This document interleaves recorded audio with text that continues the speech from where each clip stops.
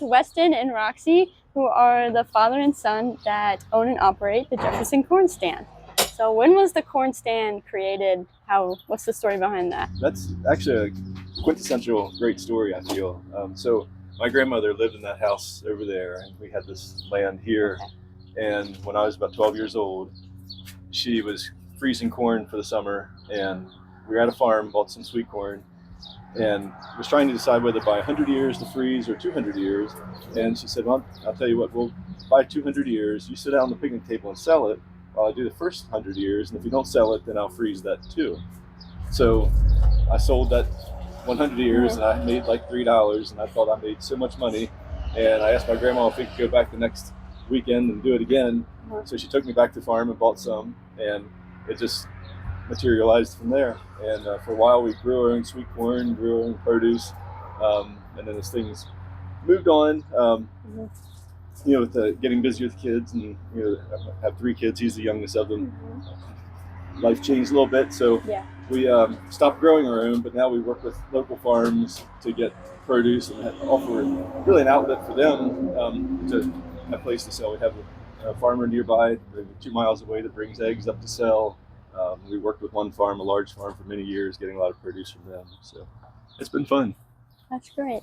Weston, when did you start working here? I've worked here all my life, like just helping out, keeping tomatoes stocked and stuff. But I really started taking over once my sister went to college, which was like 3 years ago. And she ran it for a long time when she was my age in high school, up until she went to community college a couple years, and then went to university in Utah. Okay. So then I took over like 2 years ago, and now he helps me a lot, and we've been doing it like that ever since. So that's great. Yeah. So you started out with corn, but now you have so much more. We do. We pretty much everything that's available locally. This is like the peak time right now because there's so much available. We have peaches, nectarines, drawing a blank, eggplant, of course, sweet corn, tomatoes, onions. Pretty much everything you get from the grocery store. All of it is here. And all of it's sourced locally? It is. Some further than others. Like he goes up to Pennsylvania sometimes to get certain things.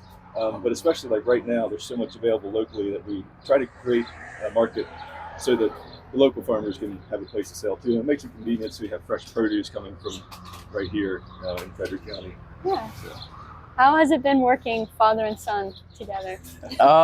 Sometimes are not as good as others, but most of the time it's good.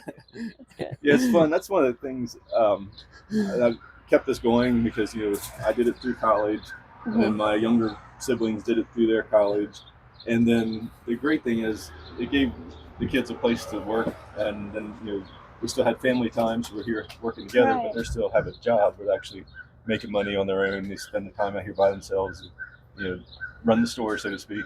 So it's created a lot of responsibility for them, and then also all their friends that have come up and work too. It's like their first job.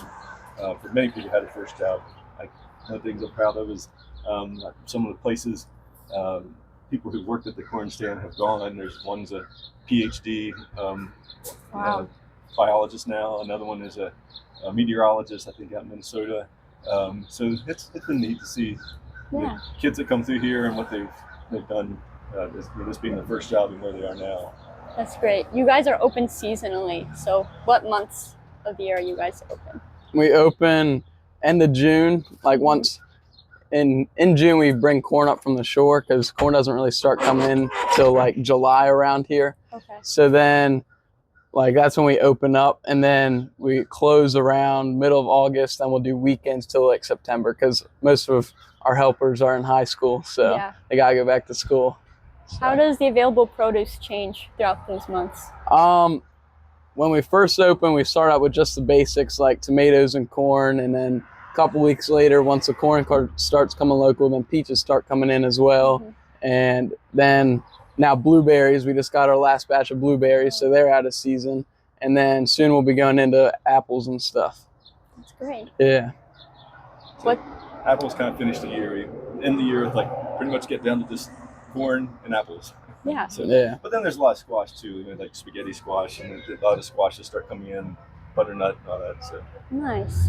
Are most of your customers regular, or do you have a lot of people who are driving down 180 and then they just see this and turn in? I think a lot of regular. Like on the weekends, we get some coming out of DC and stuff just Wow. because they like our peaches and watermelons so much. So Just like a little rumor mill happens and somehow they find out about this down in DC and think they're going to go for a road trip to the little town of Jefferson and go to this little corn stand and get their produce. So that's always neat to hear when we meet somebody like that. yeah. Yeah. That's nice. Yeah. Do you guys have a favorite produce from here? I like the peaches a lot. Yeah. All those seconds that are like bruised or something that we don't want to sell, I always just take them home, make smoothies or something. Nice. Yeah. And I think for me, it's the corn, just the nostalgia. That's how I started. Always got to have some corn. Yeah. So, Yeah, that's great. and then, sure. Yeah. And the whole name is the Jefferson Corn Stand. So even Right. though we sell everything else, it's still Yeah. known as the corn stand. It's what you're known for. Yep, Yeah. yep. Perfect. Anything else you want to share?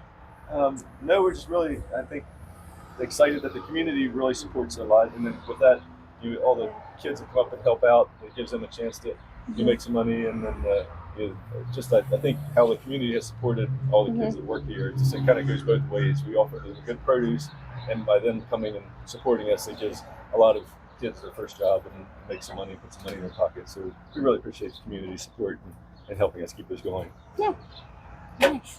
Yeah.